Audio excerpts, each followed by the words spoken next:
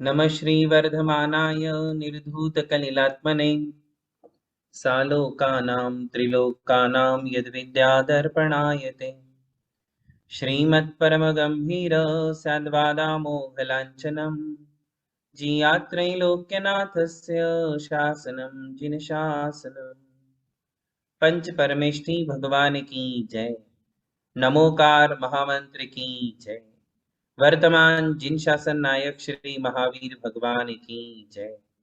परम पूज्य आचार्य श्री शांति सागर जी महाराज की जय। परम पूज्य आचार्य गुरुवर प्रज्ञा श्रमण श्री देव नंदी जी महाराज की जय। श्रीमद् जैन धर्म की जय। जय जय बोलिए परम पूज्य भव्य प्रबोध मार्तंड मुनि श्री अमोघ कीर्ति जी महाराज की जय। जय।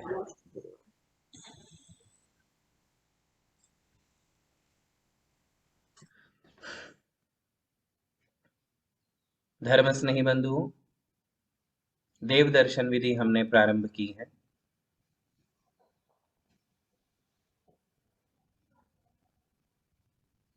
देव दर्शन विधि के विषय में बहुत सारे स्तुति स्तोत्र भी लिखे गए हैं, जिसमें देव दर्शन स्तोत्र प्रसिद्ध है। उसमें लिखा है, देव दर्शन की महिमा बताते हुए, शायद आप सभी लोग पढ़ते होंगे, अद्याभवत् सफलता नयनद्वयस्य देवत्वदीय चरणाम्बुज वीक्षणेन अद्य त्रिलोकतिलक प्रतिभासते मे संसार वारिधिरयं चुलुक प्रमाणम। भगवान के दर्शन की क्या महिमा है? तो उसमें लिखा है कि हे भगवान, आज आपके दर्शन करने से मेरी आंखें पवित्र हो गई और ये जो संसार रूपी समुंदर है, ये संसार रूपी समुंदर चुल्लू भर रह गया। चुलुक प्रमाणम ऐसा लिखा है, चुलुक प्रमाणम, चुल्लू भर रह गया है। इसका मतलब है कि हम जो जीव हैं, हमारी जो आत्मा है, जो अनादि काल से इस संसार में जन्म मरण करते करते करते यहां तक पहुंची है, ये हमारा पहला जन्म नहीं है और ये हमारा अंतिम जन्म भी नहीं है। इसके पहले हमारे अनंत जन्म अनंत मरण हो चुके हैं और आगे भी यदि हम नहीं सुधरे तो फिर अनंत जन्म और मरणों की संभावना है। यदि हम सुधर गए तो फिर चुलुक प्रमाणम, वो चुलुक प्रमाणम जो शब्द आया है उसके बारे में बता रहा हूं। देव दर्शन स्तोत्र मालूम है क्या आपको? दर्शनम देव देवस्य दर्शनम पापनाशनम दर्शनम स्वर्ग सोपानाम दर्शनम मोक्ष साधनम, पता है ना? किंतु पहले 2 ही श्लोक याद रहते हैं, उसके कुल 8-10 श्लोक है। उसमें ये एक काव्य है, अद्याभवत् सफलता। तो उसमें कहा है कि यदि जिनेंद्र भगवान के चरणों का प्रतिदिन दर्शन करते हैं तो हमारा ये संसार कितना रह जाता है? चुल्लू भर। चुल्लू समझते हो? चुल्लू पता है? दिखाओ तो जरा चुल्लू आपकी। नहीं पता? इसको बोलते हैं, बाल्टी में पानी है, हाथ डालो और हाथ डाल करके इसमें आपके ये पाम में जितना पानी आएगा उसे वह कहते हैं चुल्लू भर। आप कहते तो हो चुल्लू भर पानी में डूब जाओ, ऐसा कहते हो ना? तो चुल्लू भर क्या है? चुल्लू यानी इसको चुल्लू बोलते, चुलुक, इसको संस्कृत में चुलुक कहते हैं। चुलुक प्रमाणम यानी कि आप समझ लो, कल्पना करो कि समुन्दर में कितना पानी है, उतने हमारे जन्म मरण हैं। जितने समुन्दर में पानी है उस पानी को एक एक बूंद अलग अलग करो, कितने दिन में निकाल लोगे? एक एक बूंद करके निकाल पाओगे? नहीं निकाल पाओगे। तो कितने हैं? Infinity, endless. ऐसा ही ये संसार है, ऐसे ही हमारे जन्म मरण हुए हैं पहले। कितने जन्म मरण हुए हैं? समुन्दर के पानी में जितनी बूंदे हैं, विचार करें आप। हम सब ने इतने जन्म मरण किए हैं, उतनी बॉडी हमने एक्सेप्ट करके रिजेक्ट की है। कितनी सारे शरीर, विचार करो। समुन्दर के पानी में जितनी बूंदे, उतने शरीर हमने प्राप्त किए और छोड़े हैं, है ना? और पता नहीं कौन कौन से जन्म में कितनी फैसिलिटी मिली, बिना फैसिलिटीज वाले ही ज्यादा जन्म मरण हुए हैं। ये तो आप यहाँ पुण्य के संयोग से इतने अच्छी पर्याय में और इतने अच्छे घर में बैठे हो, ऐसा घर बार बार नहीं मिलता है। इसी परिवार में जन्म मरण नहीं हुए आपके, और हर बार आप मनुष्य नहीं बने। हम अनंत बार तिर्यंच पर्याय में जन्म लिए। सबसे ज्यादा जन्म मरण कौन सी पर्याय में होते हैं? 4 गति है ना, उसमें तिर्यंच गति, पशु गति, एकेंद्रिय, इस पर्याय में सबसे ज्यादा जन्म मरण होते हैं। कितने? अनंत बार, वही जन्म वही मरण। और तिर्यंचों को तो घर ही नहीं होता है, तिर्यंचों के तो परिवार ही नहीं होता है, उनकी तो कोई फैसिलिटी ही नहीं होती है। वहां हमारे जन्म मरण हुए हैं, है ना? और कितनी बार? तो जितने समुन्दर में पानी है, बूंदे हैं। तो आचार्य कहते हैं भगवान के दर्शन से क्या लाभ है? तो भगवान के दर्शन से लाभ ये है कि अब समुन्दर में हाथ डालो और हाथ डाल करके इतना पानी निकालो, चुल्लू भर। कितना? तो आचार्य कह रहे हैं कि जिनेंद्र भगवान के दर्शन की क्या महिमा है। तो एक तरफ ये समुन्दर का पानी है और एक तरफ ये चुल्लू भर पानी है, चुल्लू भर पानी। अब चुल्लू भर पानी में जितनी बूंदे हैं, उतने ही आपके जन्म मरण रह जाएंगे। समझ में आई बात? चुल्लू भर पानी में जितनी बूंदे, चुल्लू भर पानी की बूंदे तो आप गिन सकते हो, है ना? इसको तो आप फिर भी निकाल सकते हो एक एक करके। बस उतने ही आपके जन्म मरण हैं। अब आप बताओ कि दर्शन की महिमा को और अलग से समझाने की जरूरत है क्या? इससे बढ़कर के और देव दर्शन की क्या महिमा हो सकती है? इससे बढ़कर के देव दर्शन का और क्या लाभ हो सकता है? इसे ही आत्म लाभ कहते हैं। क्या कहते हैं? आत्म लाभ, आत्म धर्म। जिनेंद्र भगवान के दर्शन निज के दर्शन है, स्वयं के दर्शन है। स्वयं की आत्मा को लाभ ही लाभ है, अपना लाभ है। आई बात समझ में? इसलिए देव दर्शन के बारे में जुनून पैदा करो, जुनून, कि मुझे देव दर्शन प्रतिदिन करना ही है। मुझे कष्ट नहीं देखना, मुझे दुखों के दिन आज जैसे देख रहे हैं वैसे आगे नहीं देखना है। मुझे अपने सारे कष्टों को, वेदनाओं को, दुखों को समाप्त करना है। इसलिए उसका सबसे सीधा, सरल, सहज उपाय है जिनेंद्र भगवान के रोज दर्शन करें। तो इस देव दर्शन विधि में हम कहाँ तक आए थे? तो भूमिका ही हमारी बनी थी। अब हम सीधे सीधे विधि प्रारंभ करते हैं। तो कैसे करना देव दर्शन? तो जैसे हमारा जिन मंदिर है, हमारे गांव में, हमारे शहर में मंदिर है, मंदिर के बाहर मानस स्तंभ भी है। ऐसा हम ऐसी कल्पना करें कि मानस स्तंभ वाला मंदिर है ना? आपके यहाँ है क्या मानस स्तंभ आपके मंदिर में? नहीं तो बना लो, मानस स्तंभ बनाइए। जिन मंदिर के बाहर मानस स्तंभ, क्योंकि ये जिन मंदिर करीब करीब समो शरण की प्रतिकृति होती है ना? तो मानस स्तंभ बनाने की, इधर दक्षिण में तो आपको बिना मानस स्तंभ के मंदिर ही नहीं मिलेंगे, दक्षिण भारत में। और अभी तो थ्रू आउट इंडिया में बनने लग गए हैं, किंतु दक्षिण में आपको प्राचीन से प्राचीन मानस स्तंभ मिलेंगे। 700 साल पुराने, 800 साल पुराने, ऐसे मानस स्तंभ मिलते हैं। 1000 साल पुराने मानस स्तंभ है। तो जिन मंदिर जहां बनते हैं वहां मानस स्तंभ बनाने की परंपरा होती है। तो वो ऐसे लगता है जैसे कंप्लीट हो गया, समो शरण की एक दिशा कंप्लीट हो गई। एक दिशा, 4 दिशा में 4 मानस स्तंभ होते हैं ना समो शरण में, वैसे। तो यहाँ जो है मानस स्तंभ है, ऐसी कल्पना करते हुए चले। तो हम जो है सबसे पहले घर से नहा धो के और धुले हुए कपड़े पहन करके हम मंदिर में गए।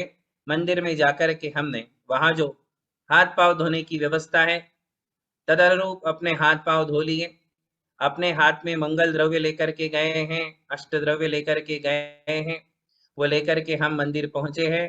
मंदिर पहुंच करके सबसे पहले हम मानस स्तंभ की 3 परिक्रमा करें। 3 परिक्रमा करके मानस स्तंभ को एक प्रणाम करें। प्रणाम करने के पश्चात अब जिन मंदिर है तो मंदिर भी 2 प्रकार के बनते हैं। एक तो पूरे मंदिर को परिक्रमा होती है और कहीं अंदर गर्भालय को परिक्रमा होती है, बाहर से मंदिर को परिक्रमा नहीं बनाते। जबकि प्राचीन शैली के जितने भी मंदिर हैं उन मंदिरों में बाहर से परिक्रमा होती ही है। आप देख लीजिए सभी तरफ, पुनः इसी दक्षिण भारत में आइए या फिर देश में जहां जहां भी प्राचीन मंदिर है वहां देखेंगे तो पूरे जिन मंदिर को परिक्रमा होती है, बाहर से एक परिक्रमा पथ बनाया जाता है, बाहर से एक परिक्रमा पथ बनाया जाता है कि सभी लोग बाहर से परिक्रमा लगा सके। पूरे जिन मंदिर की परिक्रमा लगाने का विधान है ना, पूरे जिन मंदिर की परिक्रमा, क्योंकि नव देवताओं में जिन चैत्यालय जिन मंदिर भी तो देवता है, जिन प्रतिमा जैसे एक देवता है वैसे जिन मंदिर भी एक देवता है, इसलिए जिन मंदिर को भी प्रदक्षिणा लगाने की हमारे यहाँ जो है विधि है।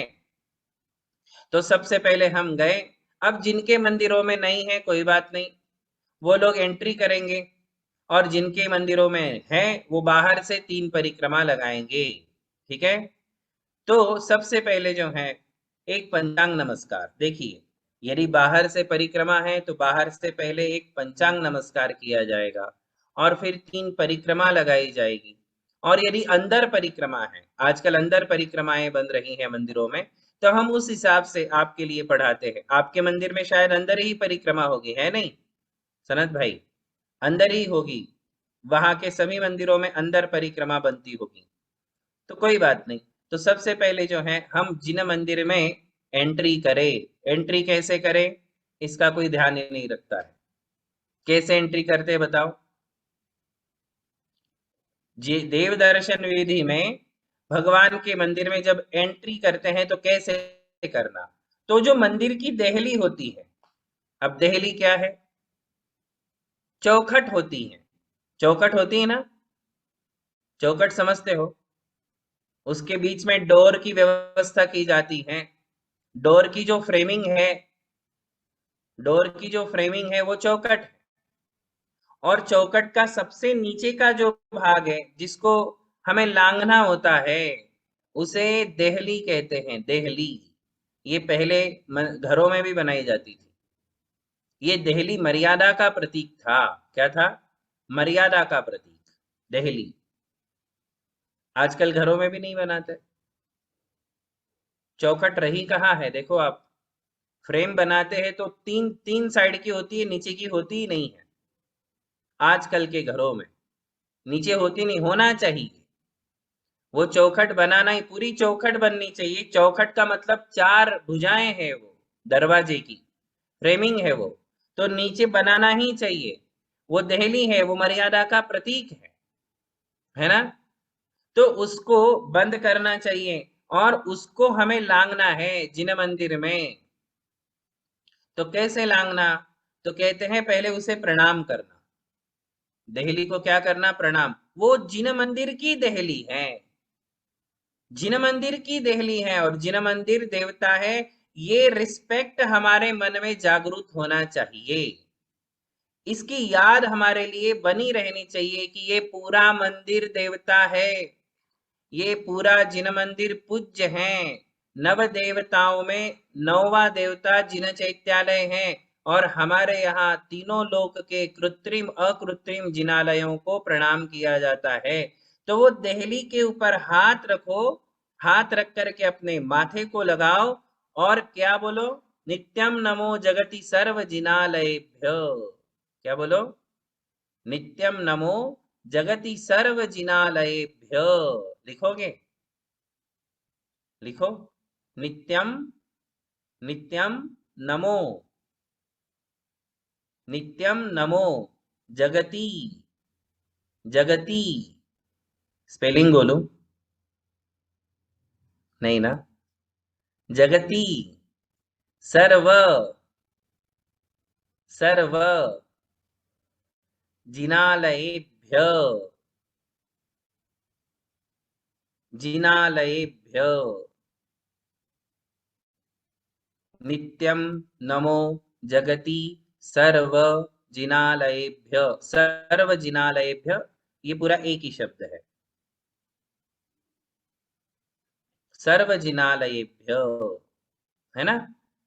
इसका मतलब क्या है, मैं सदैव सर्व जिनालयेभ्य, तीनों लोक में जितने जिनालय है, कौन से जिनालय है, उन सबको प्रणाम करता हूं। एक बार में तीनों लोक के सभी जिनालयों को प्रणाम हो गया, एक ही वाक्य में। मतलब सिर्फ हमारे मंदिर को नहीं, हमारे गांव के मंदिर को नहीं, देश में जितने मंदिर हैं, और सिर्फ देश में नहीं, भरत क्षेत्र, विदेह क्षेत्र, ऐरावत क्षेत्र, 15 कर्म भूमियां, उसके अलावा जितने अकृत्रिम कृत्रिम जिनालय हैं, ऊर्ध्वलोक में, अधोलोक में, मध्यलोक में, जितने कृत्रिम अकृत्रिम जिनालय हैं, मैं उनको नमस्कार करता हूं। देहली को स्पर्श करो, देहली को टच करो अपने हाथों से, और हाथ लेकर के दोनों हाथ जोड़ो, और फिर बोलो नित्यम नमो जगति सर्व जिनालयेभ्य, बोलो जरा, हाथ जोड़ के बोलो। आपने लिखा ना, देख करके पढ़ो, नित्यम नमो जगति सर्व जिनालयेभ्य, है ना। एक्चुअली उसकी 4 पंक्ति है, इन 4 पंक्ति आपके लिए बहुत ज्यादा हो जाएगी, एक ही ठीक है। जितना कम से कम हो उतना ज्यादा अच्छा ना। हाँ, उसकी 4 पंक्ति ऐसी हैं, देवासुरेंद्र नर नाग समर्चितेभ्य, पाप प्रणाश कर भव्य मनोरहरेभ्य, घंटाध्वजादि परिवार विभूषितेभ्य, नित्यं नमो जगति सर्व जिनालयेभ्य। तो अपने को चौथी लाइन याद रखना है, क्या बोलना, नित्यम नमो जगति सर्व जिनालयेभ्य, यानी मैं जगत में जितने जिनालय हैं उन सबको प्रणाम करता हूं। ये विधि है, जिन मंदिर में प्रवेश करने के पहले हमने सारे जिनालयों का स्मरण और उन्हें नमस्कार किया है। तो हमने देहली को स्पर्श किया, सभी जिनालयों को प्रणाम किया, फिर राइट राइट लेग से लांघना है देहली को, राइट लेग से। ध्यान ही नहीं है कौन से लेग से आज तक लांघते आए हो, याद है, याद है आपको मंदिर को आप कौन से लेग से लांघते आए हो, याद ही नहीं होता है। मन में घाई इतनी होती है कि हमें पता ही नहीं होता है कि कौन से लेग से हमने मंदिर को लांघा, कौन से लेग से लांघना, राइट लेग से। और एक बात, देहली के ऊपर पाव कभी नहीं रखना चाहिए जहां तक बन पड़े। कहीं कहीं क्या है, प्राचीन मंदिर देखोगे ना, इतनी बड़ी बड़ी देहली है कि लांघना बड़ा मुश्किल हो जाता है। जब हमारे से लांघा नहीं जाए तो बात अलग है। आजकल तो छोटी छोटी देहली होती है, मंदिरों में तो बनाते हो कि नहीं, कि मंदिर में भी बनाना छोड़ दिया देहली। अरे भाई, अपने घर में बनाओ, नहीं बनाओ मंदिर में जरूर बनाओ, नहीं होगी तो बना लो, देहली होनी ही चाहिए मंदिर में।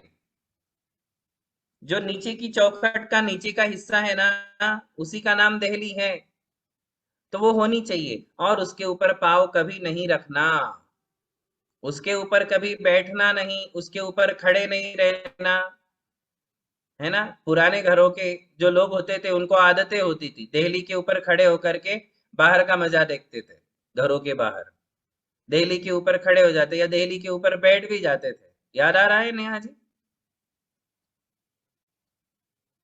है ना, देहली के ऊपर बैठ जाते थे और बैठ करके शाम को मजे करते थे।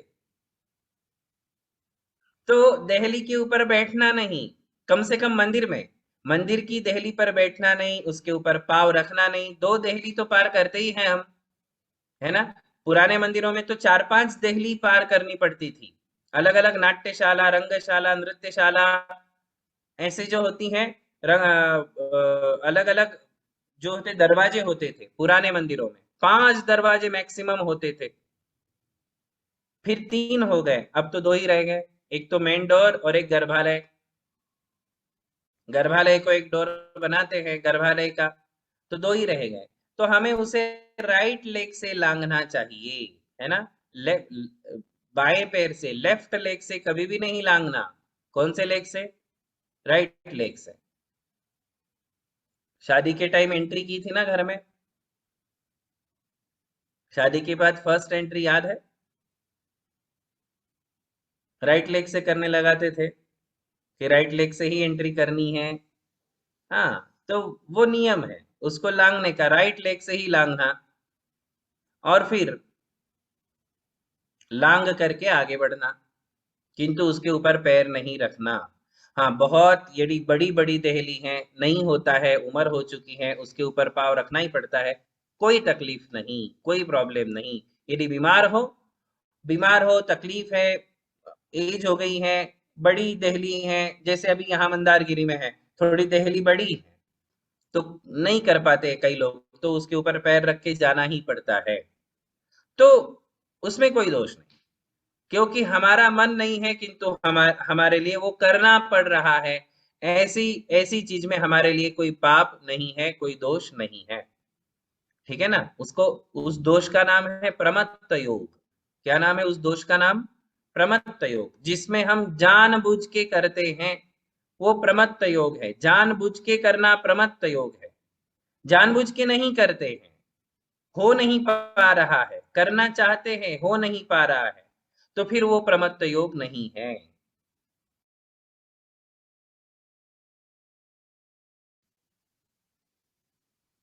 सुनाई दे रहा है? हाँ,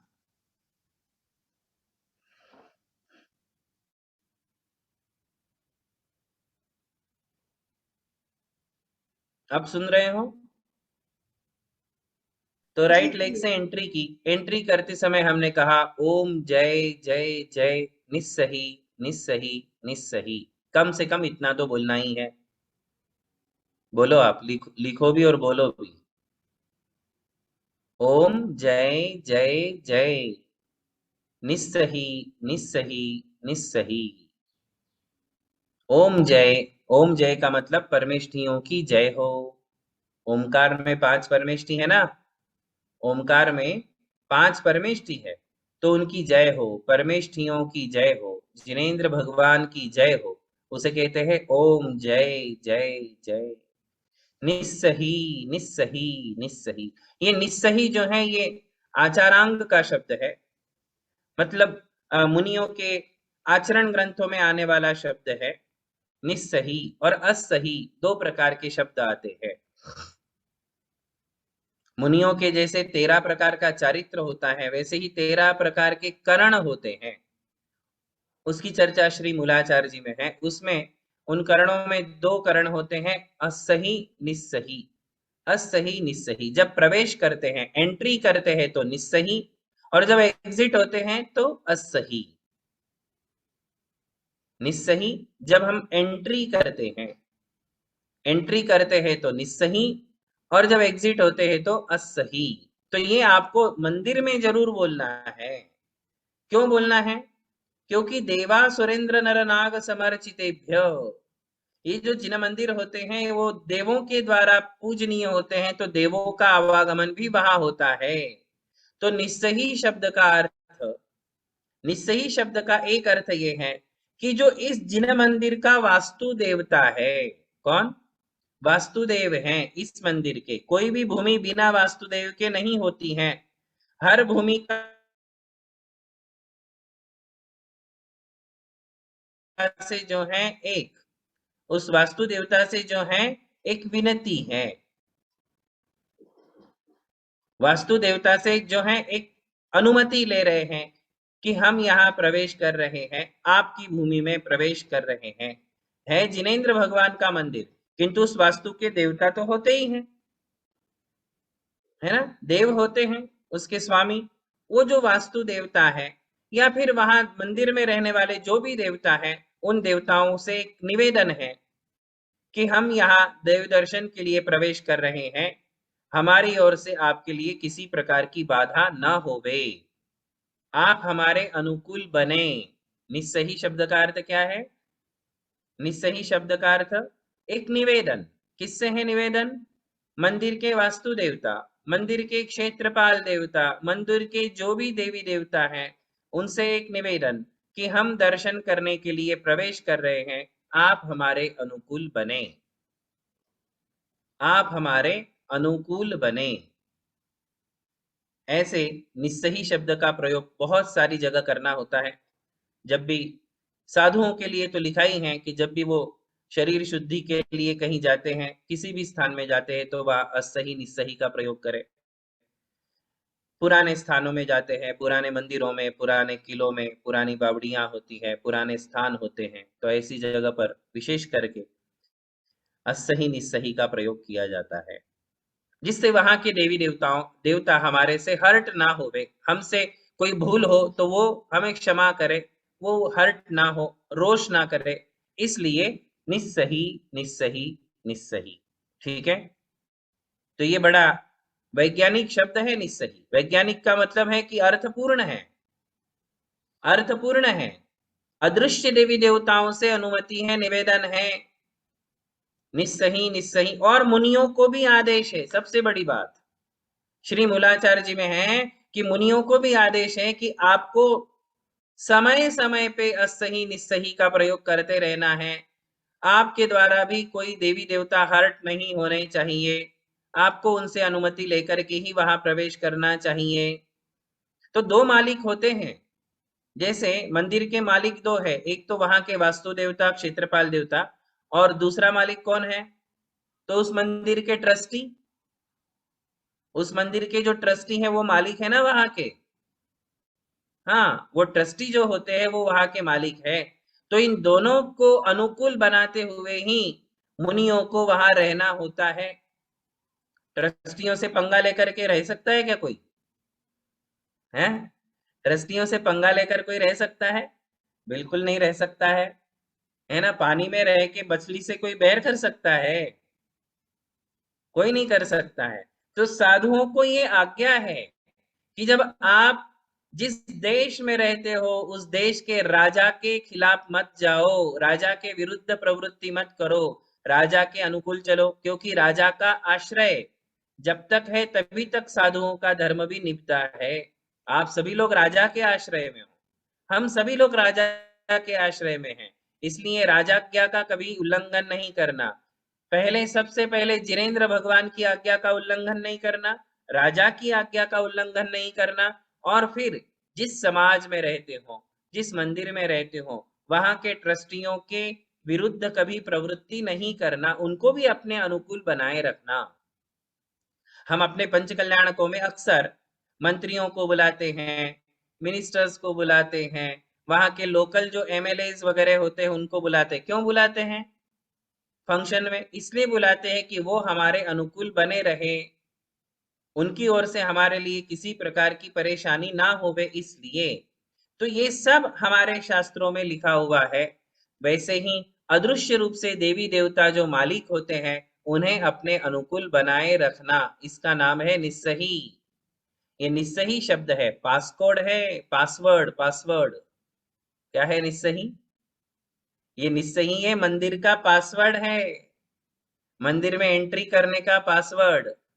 निस्सही पासवर्ड के बिना वो आपका काम ही नहीं बनने वाला, आपको लेना ही पड़ेगा वो पासवर्ड जो है, खुलना ही पड़ेगा, और उसके बाद आप एंट्री करो, अंदर आए, ओम जय जय जय, निस्सही निस्सही निस्सही। और अंदर जाने के बाद एक स्तुति हमेशा कही जाती है, जो आप लोगों ने कभी बोली है या नहीं, देखिए। निस्संगो हम जिनानाम सदनम अनुपमम त्रिपरीतैत्य भक्त्या स्तुत्वा गत्वा निषद्योच्चरण परिणतोऽन्त शनैर्हस्तयुग्मं भाले संस्थाप्य बुद्ध्या मम दुरितहरं कीर्तये शक्रवन्द्यं निन्दादूरं सदाप्तं क्षयरहितममुं ज्ञानभानुं जिनेन्द्रम्। ऐसी 8 लाइन बोली जाती है ना? आप अगले जन्म में बोलना। बोलोगे? आजकल कोई नहीं बोलता है। क्यों? क्योंकि संस्कृत के शब्द है, संस्कृत के साथ अभी उतनी फ्रेंडशिप नहीं है। पहले लोगों की फ्रेंडशिप थी, भले ही उन्होंने संस्कृत ग्रामर नहीं पढ़ी थी, संस्कृत ग्रामर नहीं पढ़ी थी, किंतु संस्कृत के साथ लोगों की फ्रेंडशिप थी, आत्मीयता थी। ग्रामर नहीं आती थी, किंतु संस्कृत के पाठ सब बोलते थे, संस्कृत के स्तोत्र सब पढ़ते थे, है ना? तो उसमें से ये भी एक पार्ट था, देव दर्शन विधि का ये एक पार्ट था, निस्संगोहम जिनाना। यदि आप बोल सको तो जरूर बोले, नहीं बोल सके तो कोई बात नहीं, कोई हर्ज नहीं, डरना नहीं। अरे भाई ये सब पढ़ना पड़ता है, एटलीस्ट तो होना थी जतो, इसलिए तो मैं जाता ही नहीं भाई, इतना अपने को आता ही नहीं है। अरे कोई बात नहीं भाई, नहीं आए तो भी चलेगा, ये बोलना जरूरी नहीं है, जाना जरूरी है ना? जाना जरूरी है, इसलिए बिल्कुल सहजता से चलो। मैं ये आपके लिए भेज दूंगा, निस्संगोहम जिनाना। जिनको रुचि है वो लोग इस पढ़ सकते हैं, पढ़ करके बोल सकते हैं। जिनको नहीं आया ट्राई करने पर, या जिनके पास समय नहीं है, या जिनको संस्कृत पढ़ते नहीं आती है, कोई बात नहीं, कोई हर्ज नहीं, आप आगे बढ़े, देव दर्शन विधि में आगे बढ़िए। तो हमने जो है एंट्री की, एंट्री करने के बाद 3 बार घंटा वादन करना, 3 बार घंटा बजाना, है ना? घंटा बजाना ही चाहिए, मंदिर में घंटा का निनाद, घंटों की आवाज आती रहनी चाहिए, मंदिर की शोभा है। घंटे की आवाज में बहुत सारे वैज्ञानिक इफेक्ट भी हैं, साइंटिफिक रीजन भी दिए गए हैं, वो आप सब सर्च कर सकते हो, वो मैं नहीं बताऊंगा, वो आप अपना अपना सर्च कर लेना कि घंटे की आवाज में कितनी वाइब्रेशंस है, कितनी एनर्जी है, वो सब साइंस का पार्ट है, किंतु है ये निश्चित है। ये घंटा क्या है आपको पता है? ये भी समझ लो, जब जिनेंद्र भगवान समो शरण में विराजमान होते हैं तो 12.5 करोड़ वाद्य बजते हैं, 12.5 करोड़ इंस्ट्रूमेंट्स बजाए जाते हैं देवों के द्वारा। कितने इंस्ट्रूमेंट? 12.5 करोड़, 12.5 करोड़, 12.5 करोड़ क्या बजाए जाते हैं? म्यूजिक इंस्ट्रूमेंट्स, उसका प्रतीक ये घंटा है। 12.5 करोड़ तो छोड़ो, अपन अपन 12 म्यूजिक इंस्ट्रूमेंट भी नहीं लगा सकते अपने मंदिर में, 12 भी नहीं लगा सकते। तो उन 12.5 करोड़ दुंदुभी वाद्यों का, क्या शब्द आया है? दुंदुभी, प्रातिहार्य का एक नाम है ना, दुंदुभी प्रातिहार्य। दुंदुभी यानी बाजे, 12.5 करोड़ बाजे, उन बाजों में से एक बाजा, एक घंटा, हमने उसका प्रतीक मंदिर में विराजमान किया है ना? मंदिर में हम एक ही लगा सकते हैं, शादी में जरूर 14 लोगों को बुलाते हैं बाजे बजाने वालों को, वो आपके पूरे बाजे बजा के जाते हैं, उनके इंस्ट्रूमेंट्स होते हैं 12, 14, 15 जितने भी लोग होते हैं, किंतु मंदिर में हमारे पास एक ही है, और वो 12.5 करोड़ का प्रतीक है। तो मंदिर में जो घंटा है वो 8 प्रातिहार्यों में से एक प्रातिहार्य है। एक एक चीज की जानकारी होनी चाहिए ना अपने को। व्हाट इज घंटा? तो घंटा 8 प्रातिहार्यों में से दुंदुभी प्रातिहार्य है, 12.5 करोड़ बाजों का वो एक प्रतीक है, रिप्रेजेंटेटिव है। ठीक है? उस घंटा को कम से कम 3 बार बजाना, अच्छी आवाज आना चाहिए, 3 बार बजाओ, 3 बार घंटा बजाना चाहिए। किंतु गुस्सा और डिप्रेशन, अपना फ्रस्ट्रेशन नहीं निकालना घंटे पर, निकालते हैं, जोर जोर से बजाते हैं, गुस्सा नहीं निकालना है, भक्ति पूर्वक। क्या विचार करना कि देव बन करके मैं भगवान के जिन मंदिर की जयकार कर रहा हूं, बाजे बजा करके अपनी खुशी, अपनी भक्ति, वहां आह्लाद प्रकट कर रहा हूं, बाजे बजा करके। जब भी खुशी होती है तो बाजे बजाए जाते ना, बजाते कि नहीं? जब भी खुशी का माहौल होता है संगीत होता ही है, हमेशा संगीत होता है। बस इस ऐसे ही रोज मुझे भगवान के दर्शन में कितनी खुशी है, कितना आनंद है, वो आनंद हम घंटा बजा करके व्यक्त कर रहे हैं, खुशी होना चाहिए, स्माइल होनी चाहिए, प्रसन्नता होनी चाहिए चेहरे पर जब घंटा बजाते हैं कि मुझे बहुत खुशी है कि मैं आपके दर्शन कर रहा हूं। आई बात समझ में? तो ये 3 बार घंटा बजाना। तो आज हमने क्या क्या सीखा देखो। हमने मानस स्तंभ की 3 परिक्रमा की, नमोस्तु किया, सबसे पहले हाथ पांव धोए, फिर मानस स्तंभ की परिक्रमा की, नमोस्तु किया। उसके बाद जो है मंदिर के मेन डोर तक आए, मेन डोर की जो देहली है उस देहली को प्रणाम किया। उस समय नित्यम नमो जगति सर्व जिनालय, तीनों लोग के सभी जिनालयों को हमने प्रणाम किया। देहली को राइट लेग से हमने लांघा, राइट लेग से जो है हमने लांघा। लांघते समय ओम जय जय जय निस्सही निस्सही निस्सही ऐसा हमने बोला। बोलने के बाद निस्संगो हम जिना नाम वाली जो 8 पंक्ति की स्तुति है वो हमने बोली, या फिर बिना बोले ही हमने जो है 3 बार घंटा वादन किया, है ना। तो एक एक चीज को आज हमने समझा है, एक एक चीज को हमने समझा है। मानस स्तंभ क्यों है, मानस स्तंभ क्या है, और उसके बाद आगे बढ़ते हुए देहली क्या है, निस्सही क्या है, राइट लेग से एंट्री क्यों, घंटा वादन क्यों, ये सारी बातें हमने देखी हैं। अब इसके आगे क्या है इसे हम अगली क्लास में देखेंगे। ऐसा लगता है ना क्लास का बड़ा गैप हो जाता है, यदि रोज होती तो कितना अच्छा होता, किंतु रोज होगी तो बहुत जल्दी खत्म हो जाएगी एबीसीडी एक साल में। आपको हमें 1 साल चाहिए कि और आगे भी चाहिए? आगे भी चाहिए, तो फिर चलने दीजिए। जिस जिस स्पीड से चल रहा है वो अच्छा है। तो हम बीच में इसलिए गैप दे रहे हैं कि पूरा माइंड में सेट कर लेते जाइए कि क्या क्या बताया था। इसकी वीडियो भी आपके पास पहुंचती होगी ना, वीडियो बनती होगी ना। हाँ, तो जब कभी ऐसा लगे कि भाई क्या बोला था कुछ याद नहीं रहा, तो वापिस एक बार सुन लेने का, और सुन करके फिर जो लिखना बाकी है उसे आप लिख सकते हो। ठीक है, तो सभी को बहुत बहुत आशीर्वाद है। आज इतना ही। महावीर भगवान की जय। जय जय बोलिए परम पूज्य मुनि श्री अमोघ कीर्ति जी महाराज की की जय। जय।